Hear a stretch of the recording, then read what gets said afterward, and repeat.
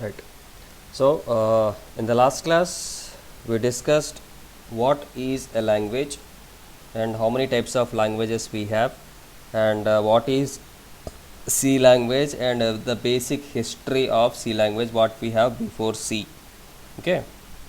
So, in general, a language is nothing but a tool for communication. If you want to interact with each other, we need a language. So, in the same way, if we want to interact with computer, we must know computer languages. So, these computer languages are categorized into three types.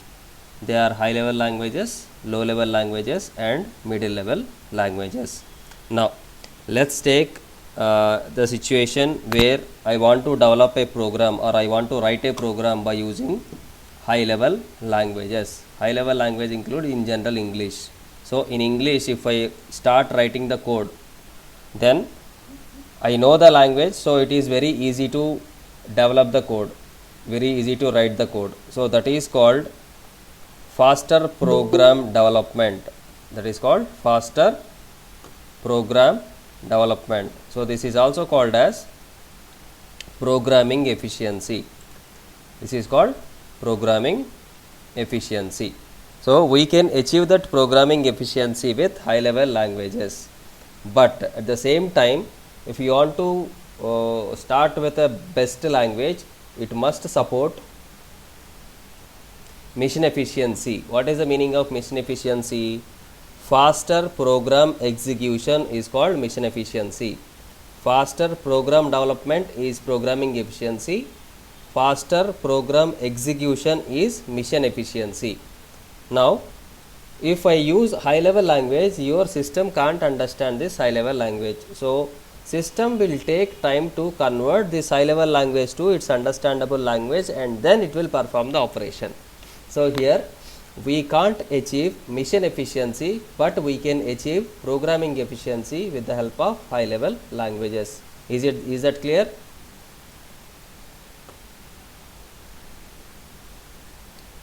Yeah. Next, second one is low level languages.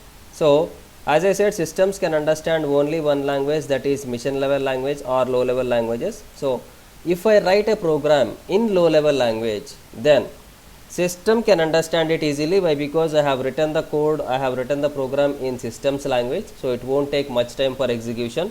So, here I can achieve mission efficiency, but writing the program in systems language is a bit difficult task. So, developing the program or writing the program is tough. So, here we can't achieve programming efficiency, but with high level languages we can achieve programming efficiency, but with low level languages we can't achieve programming efficiency. So, there we have one advantage and one disadvantage. Here also we have one advantage and one disadvantage. Then, sir, how to achieve programming efficiency as well as mission efficiency, both? In that case, they have introduced middle level languages with the combination of high level and low level. So, our C, C++, Java, C Sharp, all these are the things, examples for middle level languages where we can achieve programming efficiency as well as mission efficiency. So, this is about basic three languages. Okay. Next, already yesterday we have discussed about what is C language. C is a generalized purpose language, and it is developed by who developed C language? Who developed C language?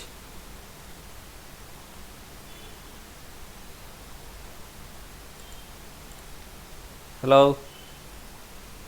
Yes, sir. Who developed C language? Who is the father of C language? Cambridge है ना sir? Huh? Who is the father of C language? నేను notes రాసుకోలేదా? రాసి పక్కన అడేశారా? ఏ రోజు notes ఆ రోజు మీరు చదవాలి. Okay, you have to read daily, you have to read regularly, then only you can understand this programming, or else it is not that much easy to understand. You have to prepare every day. Don't neglect. Don't neglect. Who developed C language in which year?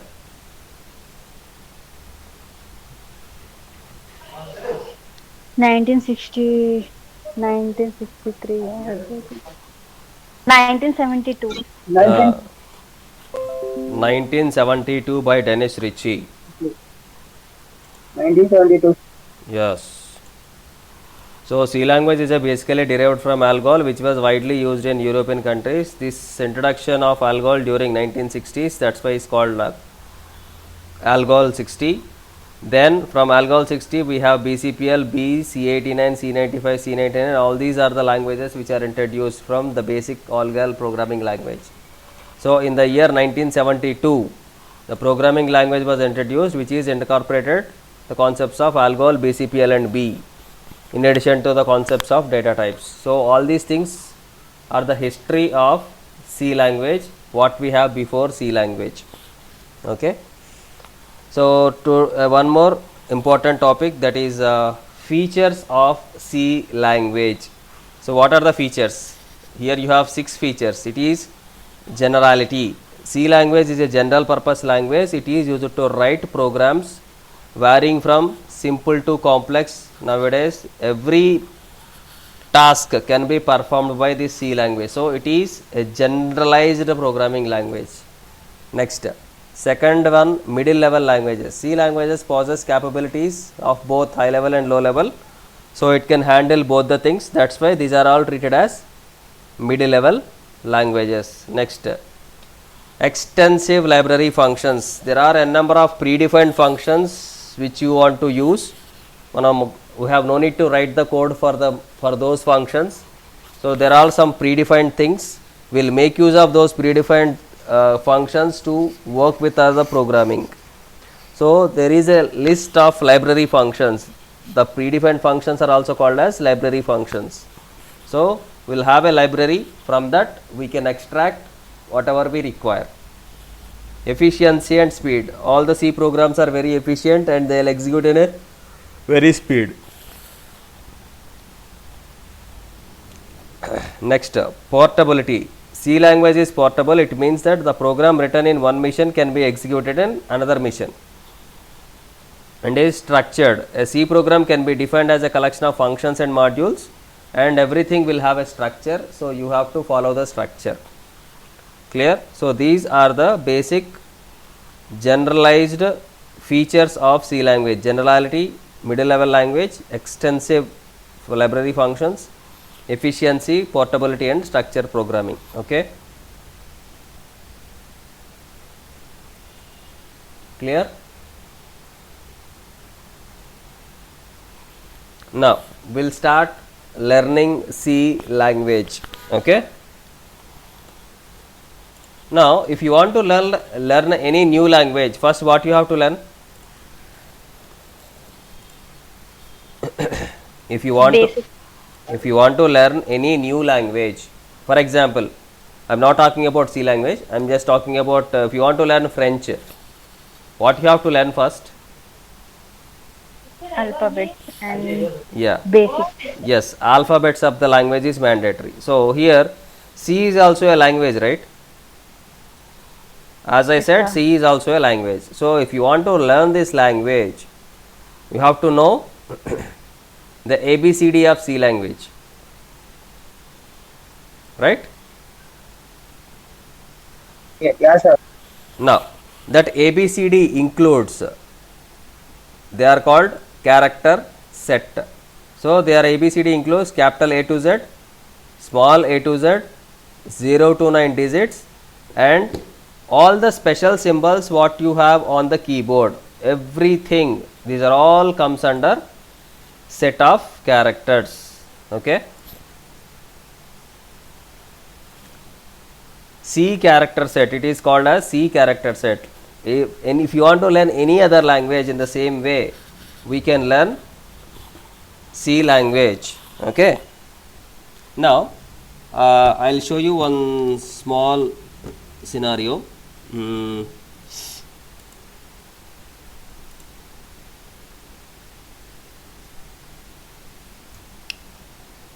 I'll try to compare general English with C language?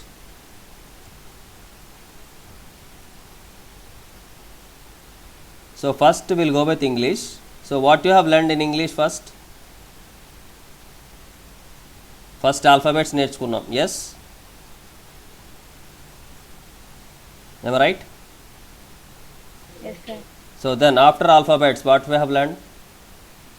Small words. Collection of alphabets is called as words, right? After that words, we'll Sentence. write some sentences. Huh? After sentences, Paragraph. we'll write a paragraph. After paragraph, we go with a story. Collection of paragraphs is nothing but a story. Am I right? Sir. So this is the way how you have learned your English language. Now, in the same way, C is also a language. So here also we have to learn the basic alphabets. So I said these alphabets are included from capital A to capital Z,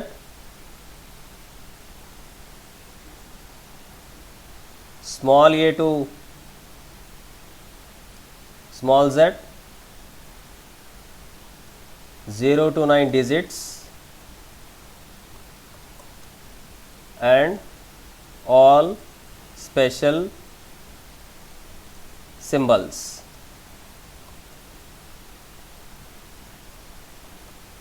Clear? All special symbols, these are all comes under alphabets of C language. C language. Okay, now once we done with alphabets, so already you are done with ABCD of C language. Do I need to explain, do I need to teach ABCDs again? No, right? Already No. already you know ABCDs. Are there anyone who don't know ABCDs?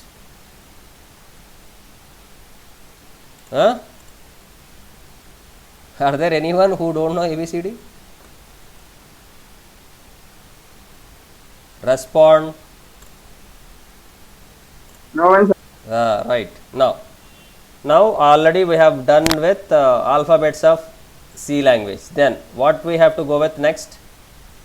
Words in C language, right? These words in C language are categorized into four types. First we go with keywords, then data types,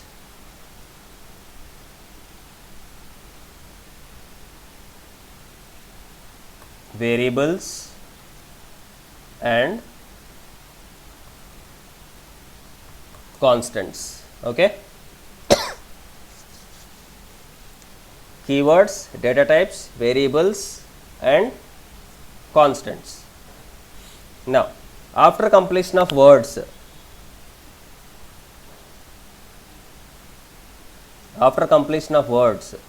here we learn sentences. So in C language, sentences are called as statements. Clear? In C language, sentences are treated as statements. Now, collection of statements is a program. Collection of programs is a software.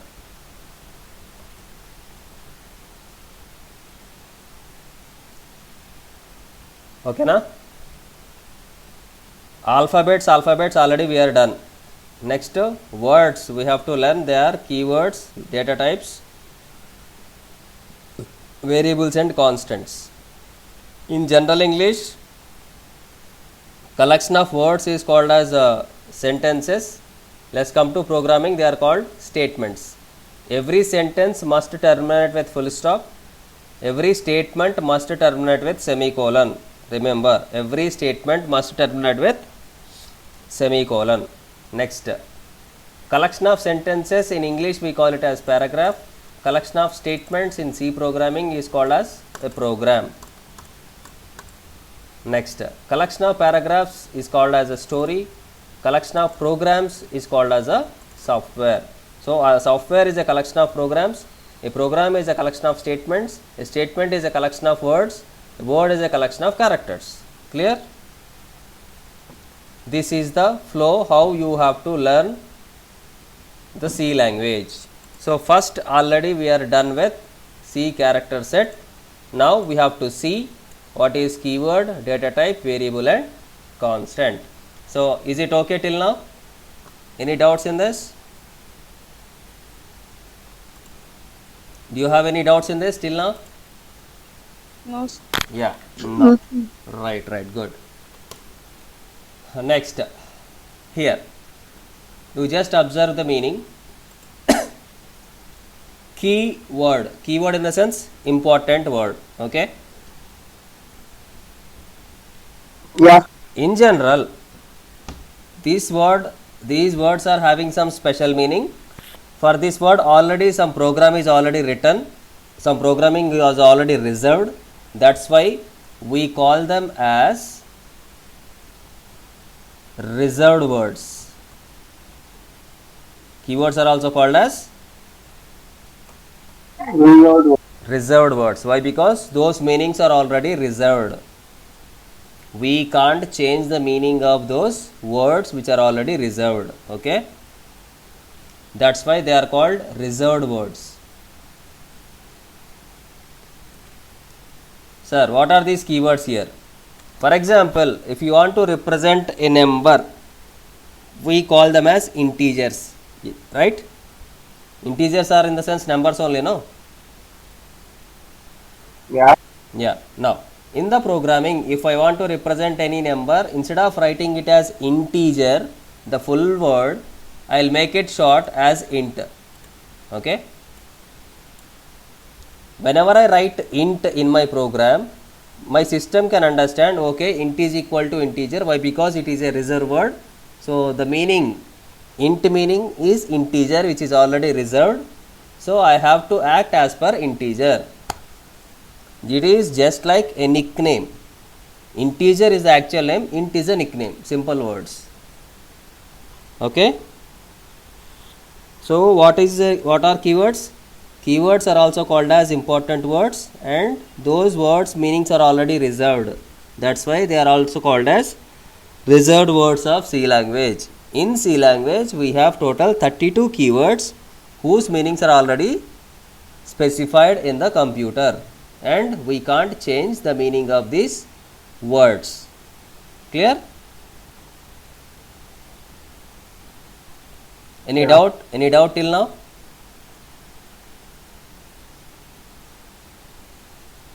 Keywords, అర్థమైందా? How many? Sir, ఎన్ని ఉన్నాయి? 32 keywords, sir. Yes, Nana. Yeah, okay. So, here is the list of keywords. Auto, do, break, కండు, మొత్తం అన్ని.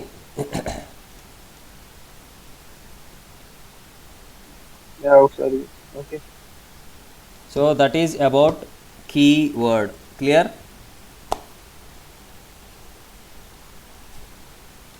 The second topic is data type. Data type. Type. So, by seeing the name, we will come to know these are used to tell the type of value, which type of value you are going to store into the system. Data types are used to inform about the type of a value which we are going to store in the system. Based on the type, system will reserve some space for that data. Okay. Based on the type, the system will reserve some space for that data. If you didn't specify the type, system can't predict how much space it has to reserve for that value.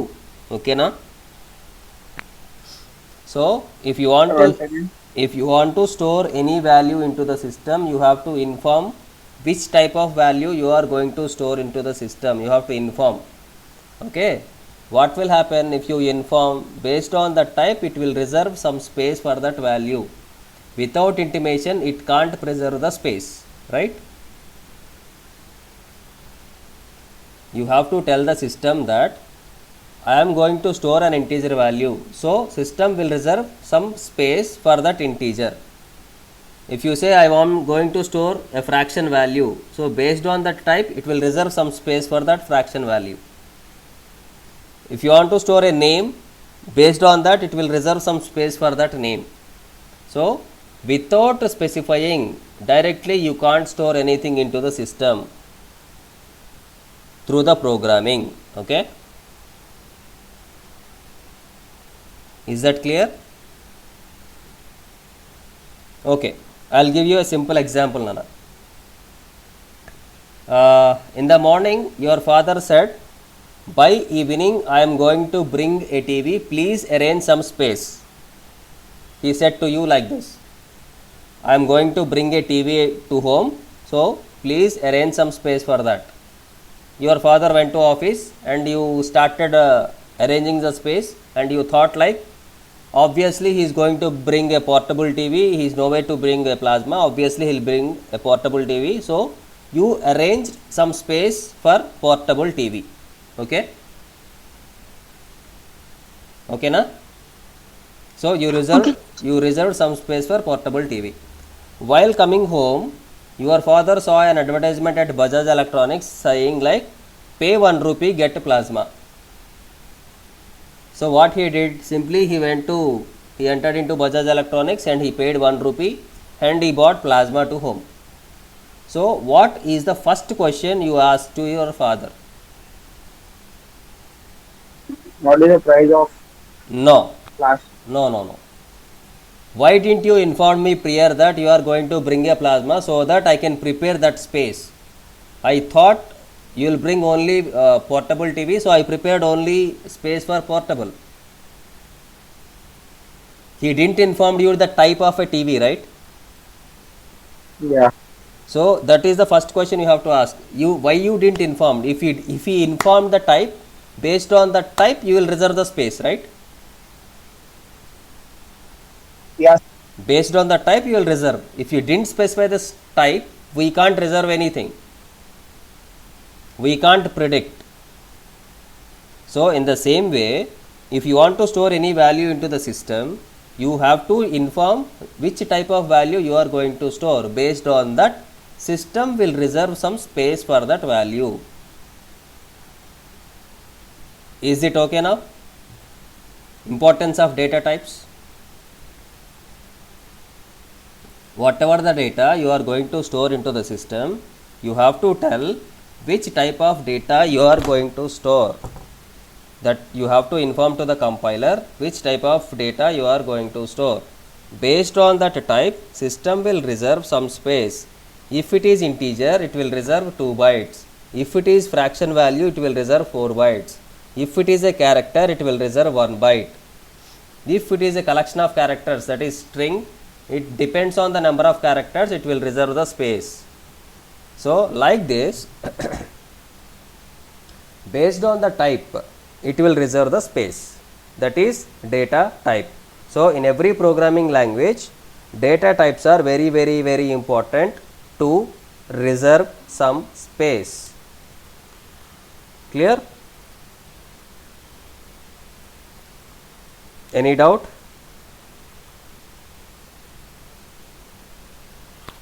Okay. Next, we'll see how many types of data types we have. So in general, we'll have 3 types: built-in or pre. లేడు join Megana.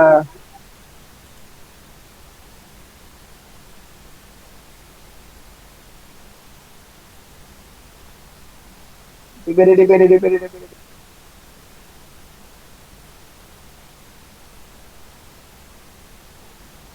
ఏంటి screen sharing అయిపోయింది class. What happen sir? నేను అదే చూస్తాను, అందుకే ఆగిపోయిందా sudden గా screen sharing అని. Okay sir, కొంతమంది ఎగ్జిట్ అయిపోయి పోయే వాళ్ళని పోనీ, నేనైతే ఏం చేయలేను. ఓకే ఓకే ఎక్కడి వరకు విన్నారు మా స్క్రీన్ షేరింగ్ ఎక్కడి దాకా వచ్చింది? సార్, అది ప్లాస్మా టీవీ కొనుక్కొని ఆ స్క్రీన్ ఎంత తీసుకోవాలి అది ముందే చెప్పాలి అదే కదా అదే అని చెప్పి. అదే మీకు సరే మీకు ఇక్కడ వరకు డేటా టైప్స్ వరకు కనిపించిందా స్క్రీన్? సార్ స్క్రీన్ ఏం కనిపిస్తలే సార్, వచ్చి మీ నేమ్ ఒకటే వస్తుంది సార్. ఇప్పుడు ఇంకా షేర్ అవ్వట్లేదా? స్క్రీన్ షేర్ అవ్వట్లేదు ఇప్పుడు? అప్పటి నుంచి చెప్పినప్పటి నుంచి షేర్ అవుతలేదు సార్, వచ్చి మీ పేరు వస్తుంది. అంతేనా? అవ్వలేదా? షేర్ అవ్వలేదా? అవును సార్, మేము మీరేమో ఓన్ గా చెప్తారేమో అనుకోని మేము కూడా, నేను అడుగుదాం అనుకున్నా సార్ స్క్రీన్ వస్తలేదు అని, ఓ మీరేమో ఓ okay okay okay okay. Share అవుతుంది సార్. ఇప్పుడు షేర్ అయిందిరా ఇందాకటి నుంచి. ముందు కూడా షేర్ అయింది సార్. ఇది కూడా షేర్ అయింది కదా, అదే అంటున్నా. సార్ నాకు రాలేదు సార్. పవన్ నీదే ప్రాబ్లం ఉన్నట్టుంది, ఒకసారి ఆఫ్ చేసి ఆన్ చేయి మళ్ళీ. Okay, check it out now. So Yeah, here you now. have, these are the keywords I said about character set, and these are the keywords, 32 keywords we have, and here I am explaining about data types, built-in type, derived type and user defined types. So built-in types, these are also called as predefined data types. These are derived data types or user defined. So derived data types and user defined data types are separate chapters for us. We'll discuss when they'll come. So initially we'll check it out, what are built-in data types or predefined data types. Predefined data types are categorized into two types, number type or character type. Either we can enter number or we can store a characters, any one. So again, number type can be categorized into two types, integer and float. Integer and float. All the numbers come from integer and all the values which you have fraction part are treated as float. Fraction part unte float, fraction part lekapothe integer. Fraction part ante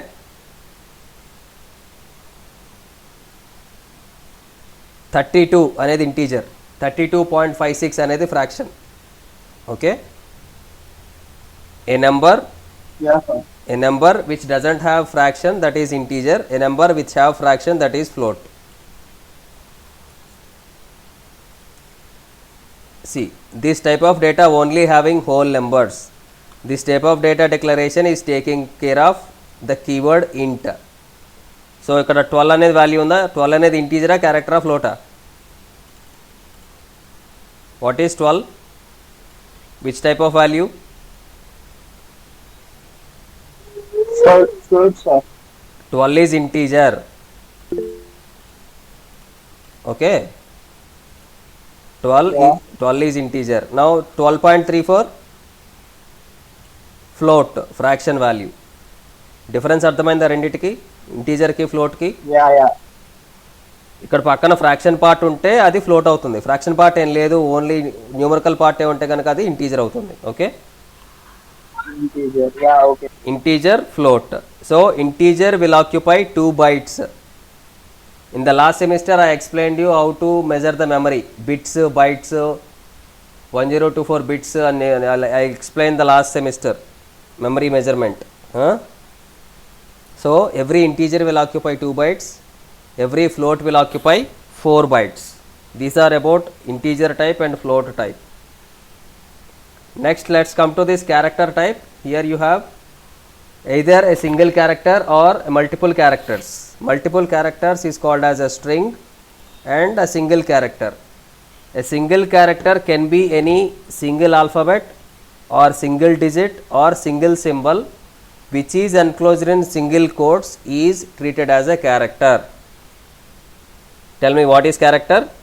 It can be any single alphabet, any single digit, any single special symbol which is enclosed in single quotes is called as what?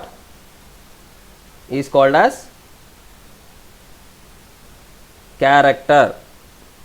Okay, what is character? A character can be any single alphabet, any single digit, any single special symbol which is enclosed in single quotes which is enclosed in single quotes is treated as a character, and every character will occupy 1 byte. How many bytes a character will occupy? How many bytes a character will occupy? Whenever I ask a question, please respond, Amma. Don't sit Student, sir. idle. Character ఎన్ని bytes? 2. Character 1 byte. Integer 2, float 4, character 1. Okay. Yeah. Sir, 1 second again. Integer 2 bytes, float 4 bytes, character 1 byte. Okay. Next, this type of data is a singly only one character. By using single quote, we will mention this character, the char is a keyword to represent character. For fraction values, float is the keyword. For integer values, int is a keyword. To represent characters, char is a keyword. Okay. Next, string. Collection of characters is called as a string. For strings, we don't have any fixed size. The size of a string is depends on the number of characters. So, ఇప్పుడు ఇక్కడ ఎన్ని characters ఉన్నాయి? How many characters are here? 6. 6 characters. Six. So, the size is 6 characters, 6 bytes. Okay. Yeah. If I take name Pavan, what is the size of this string? 5, sir. 5 bytes. 5 sir. Okay. Now, if I take Praveena, how many bytes it will occupy? 9. 9 ah? 9 ah 8 ah? 8 అనుకుంటా sir. 8 అనుకుంటా. sir. 8 అనుకుంటా అంట. 8 bytes sir. 8 bytes. So depends on the 8, sir. number of characters, it will occupy the size. Okay na? So character will occupy 1 byte, but for string we don't have any fixed size. The size of a string is depends on the number of characters. Clear? So observe here, integer will occupy 2 bytes, float will occupy 4 bytes, character will occupy 1 byte, string there is no size, unsigned integers 2 bytes, long integer 4 bytes, long double 8 bytes. Okay. So meeku I will share these notes with you. You just make a note till these characters. ఇక్కడ వరకు notes రాసుకోండి, complete చేసుకోవాలి మీరు వాళ్ళ. Okay. So already you have completed one topic, introduction part అయిపోయింది, history of C 2 రాస్తారు కదా. Notes నీట్గా రాస్తున్నారా? యా సార్, నీట్గా రాస్తున్నా. Very good, very good. So today we have discussed character set, keyword, data types.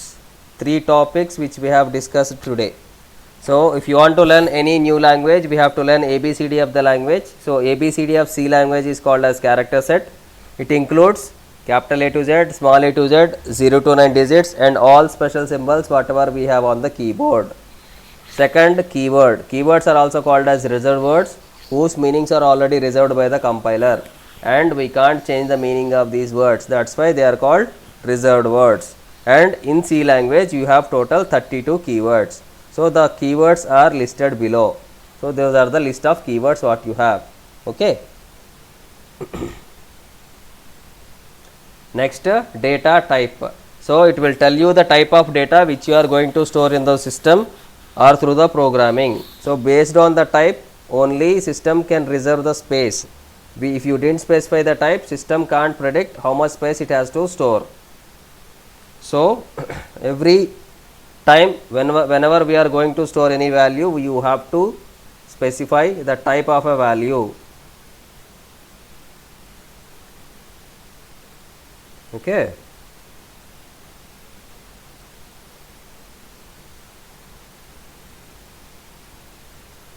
Is that clear? Yeah, sir. There are three types: built-in data types, derived data types, and user-defined. Built-in are also called as predefined data types.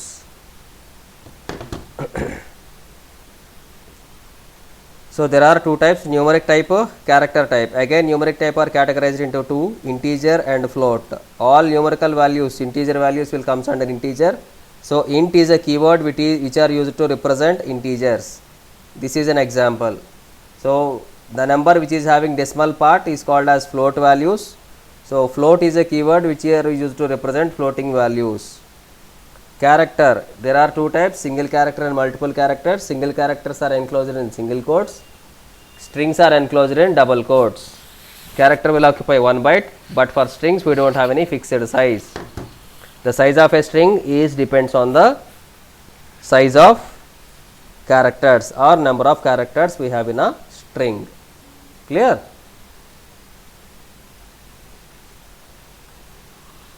So that's all for today's class. Tomorrow we'll see what is variable and what is constant. These are the two things. Along with that, we'll see the structure of C program tomorrow. Okay? Yeah, sir. Yeah. Please read the topics daily, update. Okay? Then only you'll come to know. Yeah. Right? Thank you.